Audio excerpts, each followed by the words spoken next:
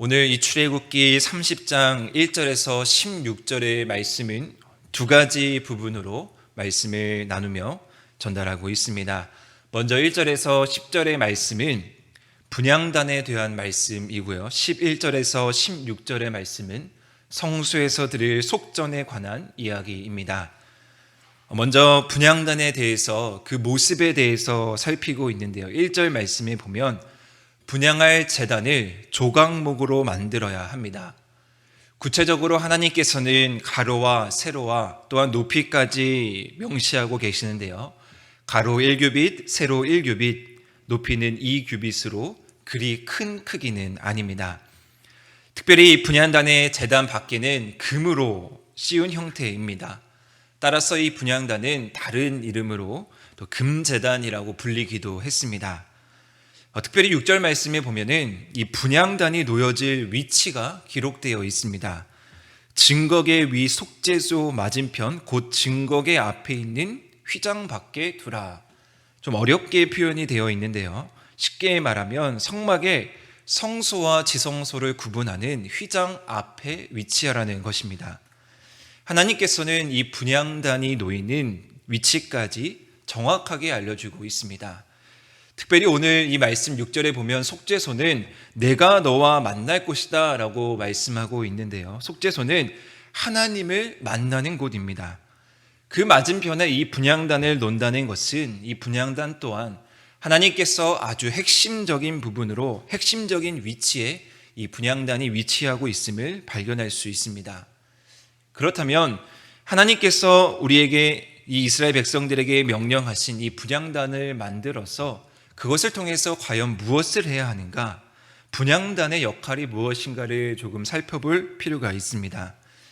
분향단은 말 그대로 향을 태우는 곳입니다. 이 향의 연기, 이 향이라는 것은 이스라엘 백성들에게 있어서는 아주 상징적인 의미를 나타내고 있었습니다.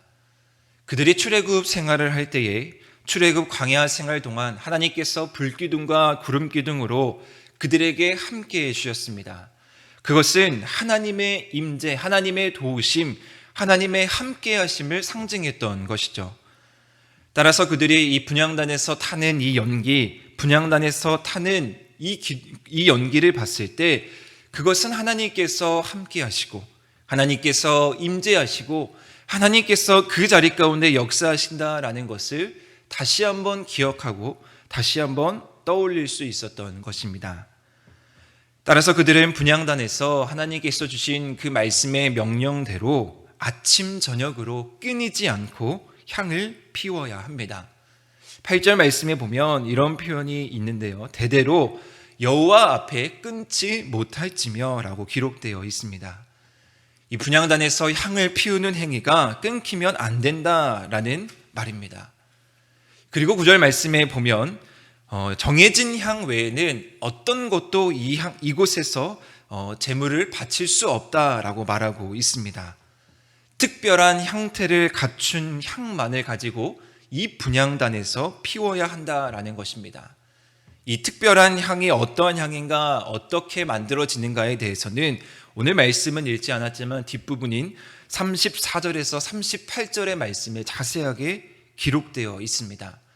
이 구별된 향을 통해서 아론은 그 단 위에서 매일 향의 연기를 피워야만 했습니다. 이것은 엄청나게 세밀하고 엄청나게 정교한 작업이 들어가는 부분입니다. 우리가 하나님 앞에 나아가는 모습이 이러해야 하구나라는 것을 하나님께서는 분향단에 나아가는 그 제사장의 모습을 통해서 보여주고 있습니다. 우리의 아무런 노력 없이 갖춰지지 않은 모습으로 나아가는 것이 아니라 특별하게 구별된 그 향을 통해서 구별된 모습을 통해서 하나님 앞에 매일매일 나아가기를 바라는 그 마음이 이 분향단을 주신 하나님의 마음 가운데 있습니다. 그렇게 철저한 방식으로 피워진 이 향기롭고 거룩한 향은 밤낮 없이 성막 전체에 또한 성막 주변에 아름답게 풍겼을 것입니다. 그래서 이 매일 올려지는 이 향기를 통해서 이스라엘 백성들은 하나님의 임재, 하나님의 살아계심을 몸소 느끼고 체험하며 감사로 하나님 앞에 나올 수 있었던 것입니다. 주로 하나님께 올려드리는 이 향은 우리는 기도를 상징하고 기도로 해석하게 됩니다. 향이 끊이지 않는다라는 것은 하나님의 임재, 아까도 말씀드렸지만 즉 성도와 하나님과 끊이지 않는 교제를 상징하고 있습니다. 분향단에서 울려 퍼지는 향기처럼 우리가 오늘 불렀던 찬송처럼 우리의 기도가 하나님 앞에서 끊이지 않고 올라가기를 바라는 것이 바로 하나님의 마음입니다. 그리스도인은 항상 하나님 앞에서 아름답게 피어오르는 이 향처럼 하나님께 끊임없는 기도를 드리고 또한 더 나아가 그리스도인으로서 그 향기를 뿜어내는 삶을 살아가야 한다라는 것입니다. 하나님께서 우리에게 오늘 이 고유한 향을 잘 유지해야 된다라고 말씀하시는 것이죠. 따라서 우리는 이 분향단을 통해서 하나님께서 분향단을 허락하신 그 목적, 그것을 통해서 하나님이 무엇을 바라시는지, 그 향기를 통해서 하나님께서 무엇을 말씀하시는지 더 깊이 있게 묵상하며 나아가는 귀한 새벽 시간 되기를 주님의 이름으로 소망합니다. 이어지는 11절 말씀에 보면 생명의 속전에 대해서 이야기하고 있습니다. 이 말씀을 간단하게 요약하면 이렇습니다. 이스라엘 자손은 20살 이상이 된 남자는 은 반세겔을 내야 합니다. 이것은 생명을 대속하기 위한 일이고요. 부자든 가난한 자든 상관없이 동일하게 반세겔을 내야 합니다. 이것을 내서 무엇을 하느냐? 오늘 본문은 회막 봉사에 쓰인다고 하고요. 이 회막 봉사를 통해서 이것을 낸 사람들을 기념한다라고 말씀하고 있습니다. 그것이 바로 11절에서부터 16절까지의 말씀입니다. 여기서 한 가지 주목해 볼 것은 이 속전은 부자라고 해서 더 내는 것이 아니고요. 가난한 자라고 해서 덜 내는 것이 아니다라고 분명하게 본문은 이야기하고 있습니다. 모든 사람이 20세 이상 된 모든 남자는 동일한 금액 은 반세겔을 내야 한다라는 것이죠. 여기에는 하나님께서 주시는 아주 중요한 메시지가 있습니다. 하나님 앞에서 모두 동일한 자격으로 동일한 액수를 내야 한다라는 것입니다.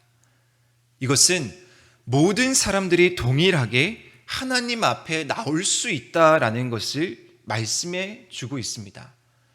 보편적인 은혜, 보편적인 하나님의 사랑과 더 나아가 하나님의 배려가 또한 이 가운데 있는 것입니다.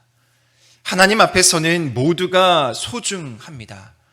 그렇기 때문에 그들은 똑같이 부자가 더 내서도 안 되고요.